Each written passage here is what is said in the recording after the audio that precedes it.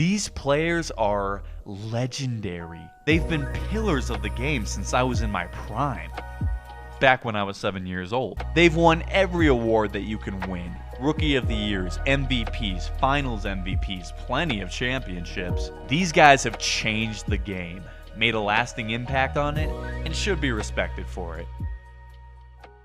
But their time is over. None of these guys is going to win another championship as the first option. Sorry, the NBA is really good now. Like, really, really good.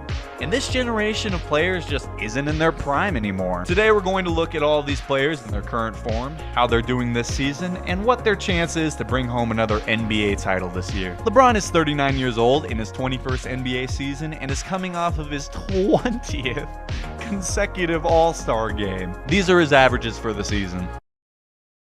Holy shit. Unprecedented. But the Lakers fucking suck this year, and he's part of the reason for it. Don't get me wrong, I am a proud card-holding member of the LeBron James Dick Rider Association, but he's the leader of the team. He's also la coach, la GM, la owner, la ball boy, and la janitor, but he's still la leader, and we shouldn't expect anything less. In all seriousness, the Lakers need to make a run, and they gotta do it soon. They made it to the conference finals as a 7 seed last year, and it looks like they're pacing for another play-in spot. But don't get it twisted, they're not winning anything this year, other than the in-season tournament. Real quick, I just want to say thank you so much for 100 subscribers. It means a lot, but I'm just getting started, so hit the subscribe button if you want to be one of the first. KD is 35 years old. This is his 17th year in the league, and he's still an elite player. After all these years, I still have no idea how you guard him. The fuck? Who shoots like that? He's been on a lot of talented teams.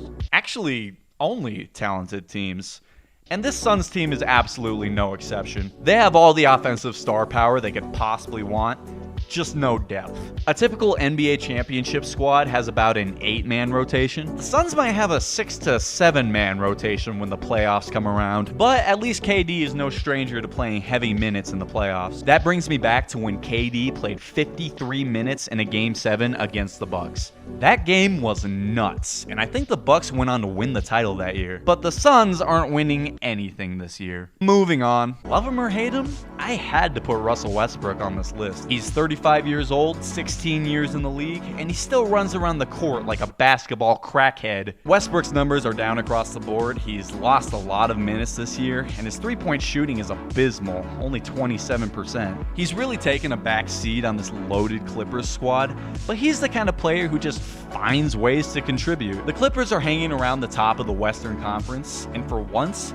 they've been reasonably healthy all year. But a healthy Kawhi Leonard is imperative if they want to make a deep playoff run. Given the fact that they have so many playoff chokers on their roster, I wouldn't say that I believe in the Clippers' chances this year at all. But I respect the fuck out of Kawhi Leonard's game and championship pedigree.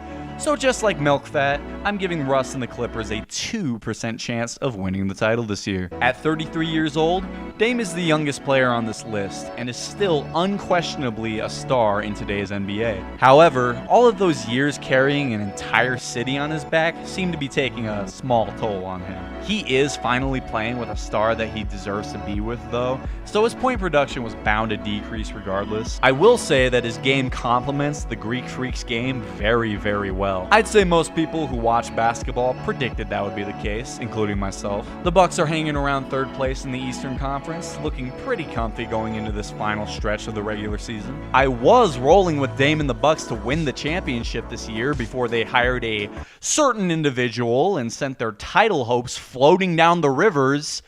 So now I need to adjust accordingly. Before the Doc hire, I gave the Bucks about a 30% chance of winning the title this year. Now it's a 5% chance, and that really tells you how I feel about Doc, given the star power they have at their disposal. At the ripe old age of 35, Steph Curry still carries the Golden State Warriors on his back. Look at these stats. Fucking outstanding. He's starting to enter LeBron territory in terms of late career productivity. He deserves all the respect in the world for that.